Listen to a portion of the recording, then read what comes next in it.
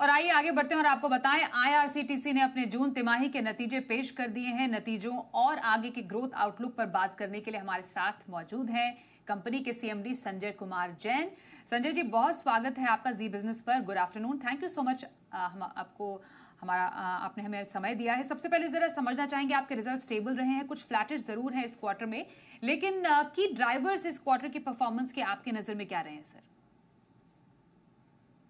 इस क्वार्टर में मेरा बेसिकली हम लोग आईआरसीटीसी में 4 सेगमेंट में बिजनेस करते हैं: tourism, e ticketing, catering and rail Leer.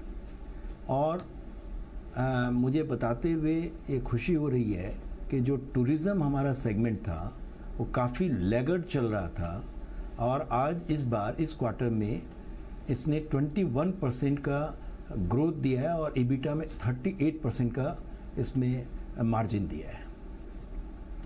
उसी तरीके से हमारे ई टिकटिंग बिजनेस का भी ग्रोथ 9% का हुआ है, जो सबसे ज़्यादा मार्जिन हमारी कंपनी को ई टिकटिंग देता है, उसका अच्छा ग्रोथ हुआ है।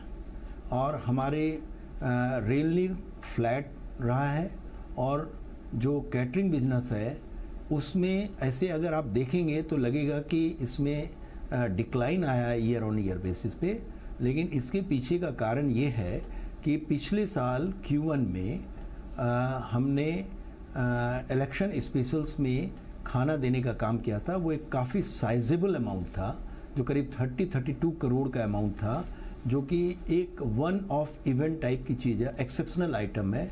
अगर मैं उसे हटा दूं तो केटरिंग बिजनेस भी ग्रो किया है।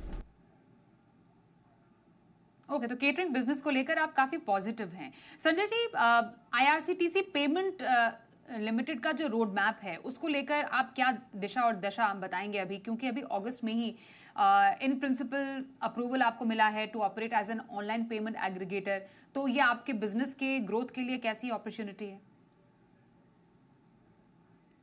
सबसे पहले तो मैं आरबीआई का धन्यवाद देना चाहूँगा कि उन्होंने हमें इन प्रिंसिपल अप्रूवल दिया है, और साथ ही 6 महीने का समय दिया है, जिसके तहत हमें उनके पास अप्रोच करना है अपनी डिटेल्स के साथ, और फिर वो एग्जामिन करके हमें एक फाइनल लाइसेंस देंगे, जिसके चलते फिर हम लोग पेमेंट एग्रीगेटर बिजनेस में जो अभी इंटरनली केवल हम अपने कस्टमर के लिए करते हैं, उसको हम लोग बाहर ले करके जा सकेंगे। और इसका टाइमलाइंस मेरे हिसाब से करीब 12 से 18 महीने के बीच में ये काम हम लोग चालू कर पाएंगे। जो इस बिजनेस की बात है, आईआरसीटीसी के लिए यह बिजनेस कोई एक नया बिजनेस नहीं है। लास्ट ईयर हमने 13,000 करोड़ के जीएमबी का इसमें ट्रांजैक्शन किया है, और इस बिजनेस के जो स्ट्रेंथ और नुएंसेस है वो हमें अच्छी तरह पता है। और जो हमारी स्ट्रैटेजी अपने ही इस बिजनेस को, इंटरनल बिजनेस को ग्रोथ करने की थी, वो था कि जो सिस्टम में गैप है उससे रिलेटेड इसमें एड ऑन सर्विसेज करें, और जो पब्लिक इसको जिसको पब्लिक लाइक करे, जिसको यूजर्स हैं वो लाइक करे, ऑटोमेटिकली ये बिजनेस आपके लिए एक नया द्वार खोलेगा।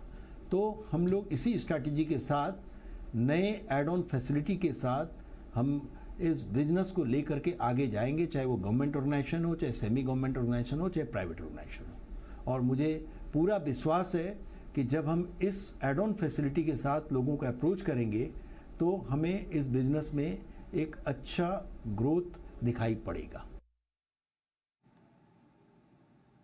Thank you so much Sanjay ji, बातचीत करने के लिए और कंपनी के आगे के ग्रोथ और आउटलुक पर अपना व्यू देने के लिए। तो ये थे